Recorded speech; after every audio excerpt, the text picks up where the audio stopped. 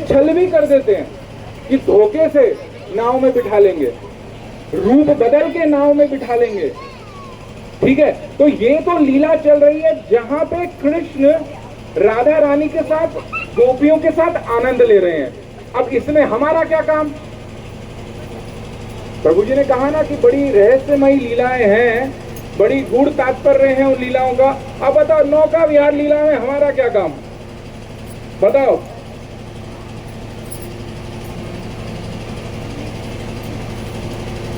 क्या काम हमारा? देखो, भगवान ने ये मधुर मधुर लीलाएं इसलिए करी हैं ताकि हमारे का हमें सौभाग्य मिले। अरे कभी छल से तू मुझे भी बिठा ले उस नौका में और ले चल पल्ली पार। कहते हैं नहीं, तो वो पल्ली पार क्या है? अरे इस मृत्यु लोक से निकल के वहां कहीं मुक्ति नहीं, अरे तू अपने धाम ले जा। मुझे आप क्या करो, अगवा कर लो, मेरे मन को, मेरी बुद्धि को अगवा कर लो और अपने चरणों की सेवा में लगा दो। समझ में आई बात? क्या बोला?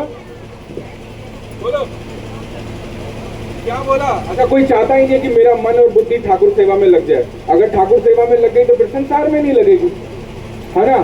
फिर कैसे अच्छे अच्छे सूट साड़ियां पहनूंगी, फिर कैसे कैसे हीरो का सोने का वो सब हार वार पहनूंगी, उसमें तो मन ही चला जाएगा। ठाकुर सारा मन कहाँ चला जाएगा? कृष्ण सेवा में। देखो, ये तो हुई लीला की बात है। एक बड़ी बेसिक बात जो हमने अपने गुरुजनों से केवल और केवल क्या है, सुन सुन के रट ली है। अभी हृदय में मुझे भी अनुभूति हुई नहीं, पर सुन सुन के उनसे रट ली है। वो क्या बात है कि कह रहे हैं कि जो आत्मा है ना, उसको अपने कर्मों के हिसाब से कई प्रकार की योनियां मिलती हैं। कभी वो कुत्ता बन जाता है, कभी सुअर बनता है, कभी छिपकली बनता है, कभी कॉकरोच तक बनता है। तो ये 84 लाख प्रकार की योनियां हैं। ये कब मिलती हैं एक आत्मा को? उसकी कर्म फल अनुसार। ये बात समझ में आ रही है? समझ में नहीं तो कम से कम सुन तो रखी होगी कि 84 लाख प्रकार की योनियां हैं, हमें भटकना है इन योनियों में।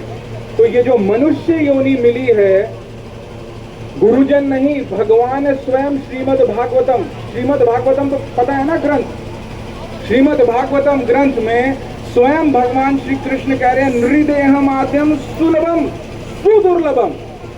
क्या कह रहे हैं?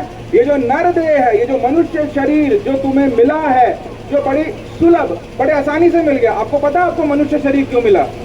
किसी को पता है? नहीं, मिल गया। नहीं पता, नहीं, वो मिला किस लिए नहीं है, क्यों मिला? क्या पिछला जन्म में आपने ऐसा क्या किया जो आपको मनुष्य शरीर मिला? अरे कतार लगी हुई है यमलोक में आत्माओं की, जो इंतजार कर रही हैं कि मनुष्य शरीर मिल जाए।